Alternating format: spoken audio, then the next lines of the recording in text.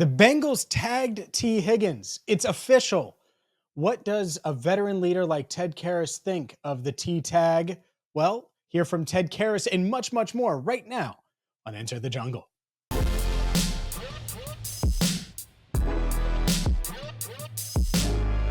Hi again, everyone, and welcome in to Enter the Jungle. I'm James Rapien. No Andrew Fox-Miller this week because, well, we replaced him with Bengals center Ted Karras. An extensive conversation with Ted coming up in just a few minutes, including a really cool event that the CincyHat crew is putting together on St. Patrick's Day. So stay tuned for that. But let's get to the latest news with Tee Higgins, and we will do that in just a second. But Enter the Jungle, if you're new, if you're unfamiliar with what it is, well, I'm James Rapien. Andrew Fox-Miller and I host it every single Tuesday night at 8 Eastern right here on Cincinnati Bengals Talk, and it airs multiple times every single week on Bally Sports. We're really excited to be part of the Big Play Network as well. And without further ado, let's get to Tee Higgins. Let's get to the Bengals wide receiver 1.1, because that's what he is. And wide receiver 1 is Jamar Chase. No one debates that. But to me, when you look at Tee Higgins and what he brings, his skill set, it's not a shock that the Bengals franchise tag Tee Higgins. And by the way, on Cincinnati Bengals Talk right now, there are videos of Duke Tobin. There are videos of Zach Taylor discussing all things Bengals at the NFL Combine. And we'll have more coaches this week. And when I look at the decision to tag Tee Higgins, it's pretty simple. You have to keep your best players. And he is one of their best players. So what they do from here, well, there's a lot of factors involved, but I understand tagging him. I also understand a tag and trade, which could happen. I think it's unlikely, but it could happen. I also understand tagging him and trying to work out a long-term extension before July 15th. And could that happen? It could. Will it happen?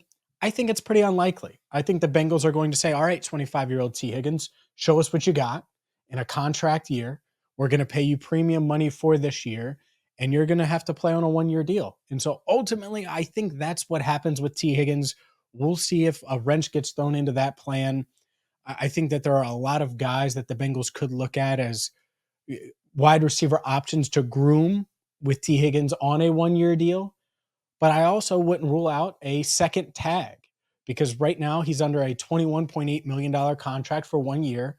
If they tag him next year, he would make just over $26 million. I think it's realistic to speculate, and I don't know that this is true, but let's say the Bengals tried to sign Tee Higgins to a 4-year extension. He will probably want and could want more than the $47 million guaranteed that back-to-back franchise tags would be for the Bengals. And if you're the Bengals, well, why not tag him this year and see how he performs and go from there and see if it's worth tagging him again next year. So it's a juggling act. I think that it's an interesting stare down, and ultimately I think Tee Higgins will play on a 1-year contract. What does Ted Karras think of Tee Higgins? What does Ted Karras think of the franchise tag with T? I will be joined by the Bengals center coming up next right here on Enter the Jungle. Welcome back to Enter the Jungle. I'm James Rapien, happy to be joined by Bengals center Ted Karras. And as always, Ted doing an awesome job, not only for the Bengals, but with his CincyHat project. Make sure you check it out, thecincyhat.com. And a few weeks away from St. Tatty's Day, it's going to be at 2940 Highland Avenue, Suite 230 at the Fulling Warehouse on March 17th from noon to 5. Pre-register for St. Tatty's Day at sttattiesday.com or the CincyHat.com. And Ted, you're working on more slots for tattoos. I continue to be shocked at how many people are not only supporting the Cincy hat, but are going to have the Cincy hat logo on their body tattooed permanently after March 17th. Well, thanks for having me on, James. And 300 signed up in 90 minutes. We're working on more slots. It's been unbelievable. And really what this whole event is just a thank you for all the support. So that's why we want to pre-register tickets. We're going to have some awesome challenges like a field goal, putting, basketball, throwing a football. I want to see if you can throw an NFL football. That's a big barometer for me, for a lot of guys. So now you're mentioning these events, and stay tuned because I'm gonna. If you're watching right now, I want to talk to you about some of these events because I am kind of competitive. Oh, let's And break them although I down. won't, They're going to be cool. It's awesome. yeah, I'm not getting a tattoo. Spoiler: I will be there, and I do plan on partaking in some of these events. We have a temporary tattoo for you, James. We had temp tats and a bunch of kids stuff too. So we're gonna, There we go. yeah, That makes sense. All yeah. right, so you have something for everyone. We have something Again, for everyone. it is March 17th, 12 to 5. Pre-register at sttattiesday.com. We'll have more on that on the show coming up in just a little bit. Let's get to a little football, Ted, because your main man Tee Higgins is going to be a very rich man this year, one way or the other. I'm not sure if he'll agree to a long-term deal or not, but the Bengals officially franchise tagging Tee Higgins on Monday. What was your reaction to the news when you saw it come across? And I'm sure it made you feel good knowing that T is probably going to be around this season. Oh, I mean, I'm happy when anyone gets tagged. I mean, I know people don't like it for the long term thing. I mean, I was a free agent 3 years in a row. I was begging to be tagged. You can tag me if you want, coach. So I don't think signing a piece of paper that says 21 million guaranteed is ever a negative. Obviously, there's a long term structure that this business is a very insecure business, and I hope that they can work it out. But congrats to T. I mean, you're a big time player when that happens, and I'm glad we're going to have him on our 2024 offense and hopefully beyond. What would you say to people that look at T and Jamar and obviously Joe's a special quarterback and you've had your fair share of special quarterback play in your NFL life, so you know what it looks like. But that you could take that 21.8 million and go elsewhere. Joe doesn't need a second big time receiver like T. What would you say to those people? Well, I'd say, check out the Minnesota game winning play, with the season on the line. I've never seen anyone do that with the football. T's a special talent. And, obviously our offense is based around our air attack with our elite quarterback and guys outside. So I think, we want to do more as an O-line, help us balance it up. But, you know, 21 mil he's a number one anywhere else he goes. I'm really happy he's staying. He's a big part of our culture and our team. And, I hope they can work something out long term. But if not, what a great 1 year pop for T. Yeah, no doubt. I agree with you, by the way. I always tell people franchise tag wise, like, it's not bad to be tagged. You get a lot of money and it's guaranteed. No signing And bonus, though, I guess, is the one thing. So you just got to budget until we start playing the games. But, I would have loved him tagged anytime. Anytime anyone wants to tag me is cool. no doubt, no doubt. And you have 1 year left on your deal, by the way. Jonah Williams is set to become a free agent at right tackle, and there's a lot of talk, obviously, about offensive line. It's a never-ending story, I think, offensive line-wise, when it comes to the Bengals. It'll just always be a topic. But how how weird is it this time of year as a player in general? Just all the uncertainty, whether it's draft, not knowing if there's going to be anyone drafted behind you, not knowing who your teammates are going to be, all of those things. Yeah, I mean it's transaction season. NFL coming up here in a few weeks. I know the combines going on next week. It's a transition time in the NFL. Every team has multiple transaction guys going everywhere.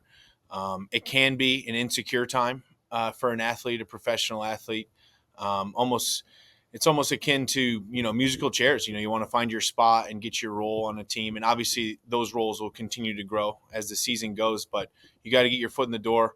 There's a lot of guys going to be drafted, new talent. It's an interesting time, and every team goes through it. And I think the best teams, have a great core, but adapt and welcome new guys and onboard them, fast and successfully. A similar question, at least with the coaching staff, because Brian Callahan leaves and there's been a bit of a shuffle, obviously, at the top of that offensive room, with Dan Pitcher taking over as offensive coordinator, multiple assistants shifting their roles as well. What should fans know about Dan Pitcher? What do you know? I'm sure you didn't work directly with him when he was the quarterback's coach. At the same time, I'm sure you know him well. Well, I think it's always a good thing when there's staff reshuffling based on good performance with guys getting promotions, guys getting head jobs. You always want guys that it's always good to see guys that in leadership positions around the league. So congrats to Coach Callahan. He's going to have an awesome program down there in Tennessee. Hopefully he can take the heat off some of the fans for him when we go back to Nashville this year again. So we need to go in there and win. But Dan Pitcher is great. He's very intense, very smart guy. Been here for a long time. I believe he was retained from Marvin Lewis's staff. Yep. So he has a long, one of the longer tenures in Cincinnati of any of our coaches, and has a great rapport with the guys. I'm excited for his style. I'm excited to sit in some of his installs and kind of I think it's a good thing. A little reshuffling, kind of reset the deck. Didn't make the playoffs this year, and let's reset and be the top O we know we can be. You mentioned the NFL Combine is this week in Indianapolis, and I looked it up today because I was curious. I knew where you were drafted and all of those things in 2016, but I was like, I wonder how Ted's Combine experience was. And it wasn't. You didn't get invited to the 2016 NFL Combine. You got drafted in the 6th round. How weird was that, considering you're from there? Like that's that's in your backyard every year. I assumed you dreamt of going to the Combine and you didn't get to. So yeah, I grew up 20 minutes north of Lucas Oil Stadium. It was a big early landmark. I don't want to say defeat, but letdown. I was pretty down training in Phoenix. Wanted to, at that point, my life was completely uncertain. They didn't want me to go to the Combine. I think it actually really helped me that I didn't go. Stay away from the laser times. I'm more of a hand time athlete. Stay away from some of those tough 40s that they throw out there, but ended up having a good pro day, obviously good enough to get drafted by the Patriots. And, when I was a free agent 3 years in a row, I did go to the Combine since it is in my backyard. We sit there, go talk to the coaches, and just kind of, it's like an NFL convention. So I went as a current player, but, never got tested there. But, good luck to all those guys. I heard it's kind of a tough week, but everyone always talks about their Combine experience. I was left at Exos in Phoenix. I was like one of 3 guys out of the 30 that didn't get invited. Are any of those 3 still in the league? Outside of you, or those other 2? Do you know?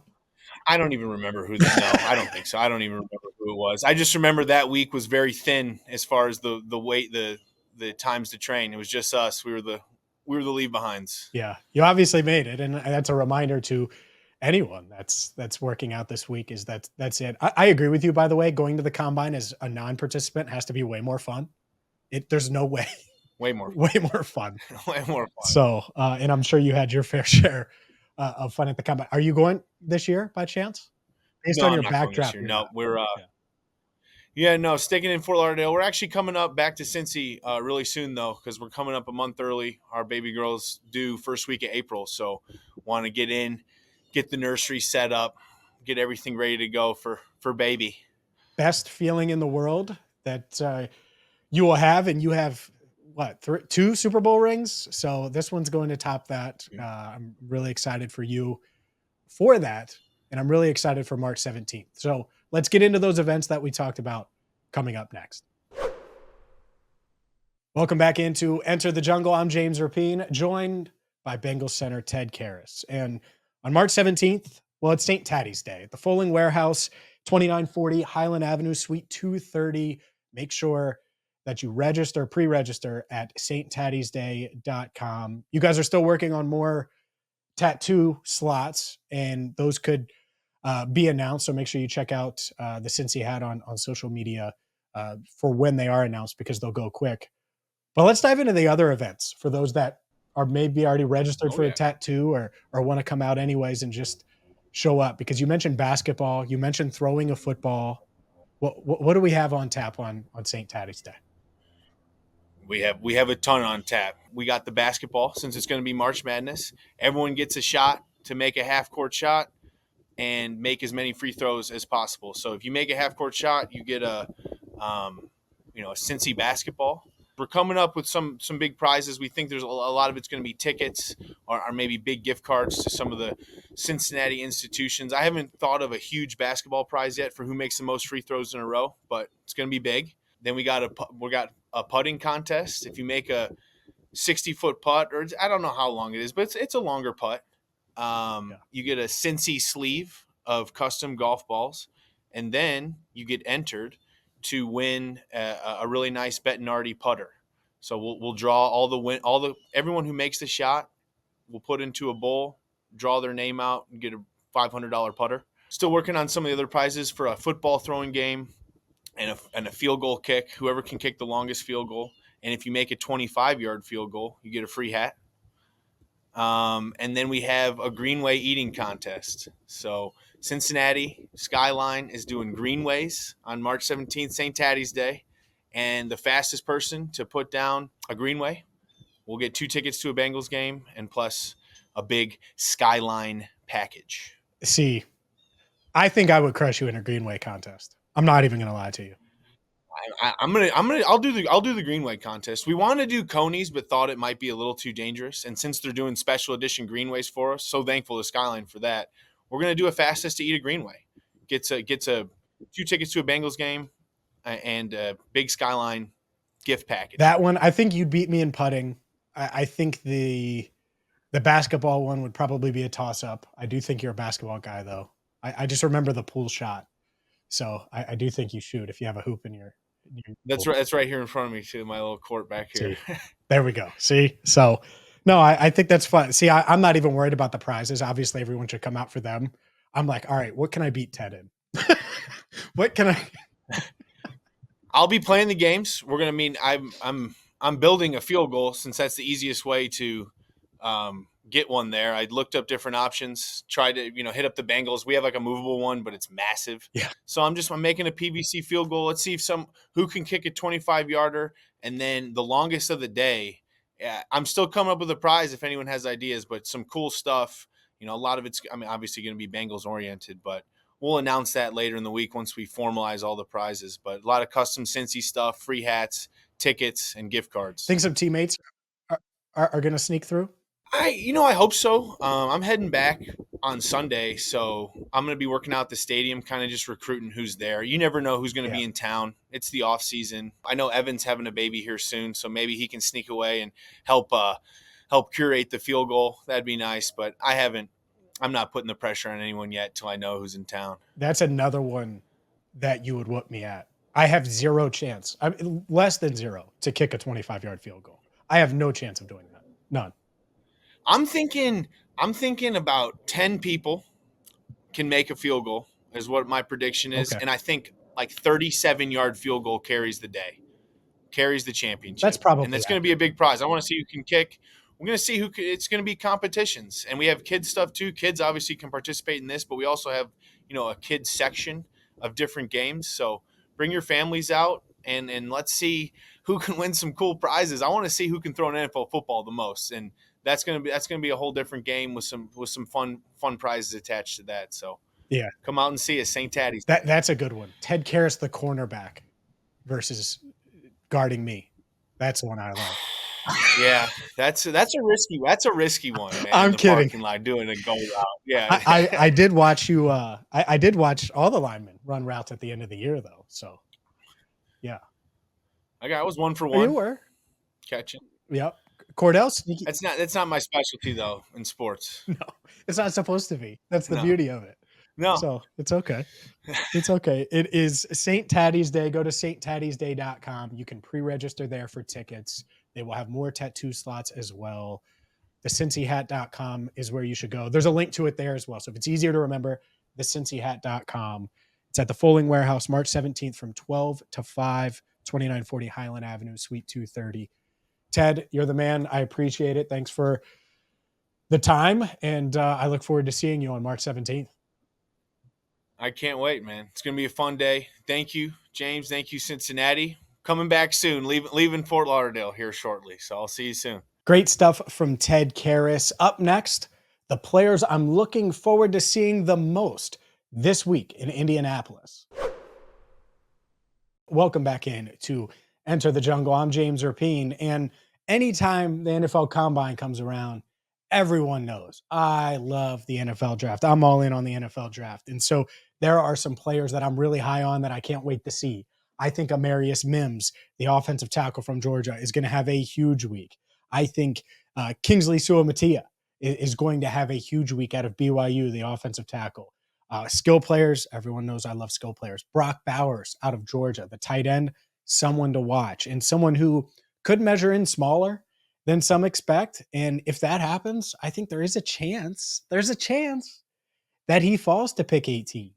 And so I am excited about this week because the Bengals can really look and get to know some of these offensive tackles and see which ones are worth the 18th pick. They can see which skill players they should potentially target in rounds 1 through 3, and they will take a skill player in the first 2 days of the draft. You can take that to the bank. At the same time, they get to look and see if this draft class is really as strong as they think it is at certain spots. Offensive tackle is a spot that a lot of people talk about. Oh, there's a lot of depth there. Defensive tackle at the top. Oh, is there really the fall off that some people think there is? Well, they get to see a firsthand look, get to meet with these guys, and I'm really excited about it. And just to see, because I'll have a better feel of which guys the Bengals could like, won't like, because they have a lot of weaknesses, a lot of needs, and they will address them this week. And whether it's running back, that's a need. Wide receiver, that's a need. Tight end, that's a need. Offensive tackle, that's a need. Backup interior line, that's a need. There's 5 on offense. Defense, I would say defensive back is certainly something they will look at. Obviously, defensive tackle, could always use another edge rusher. Certainly need a linebacker.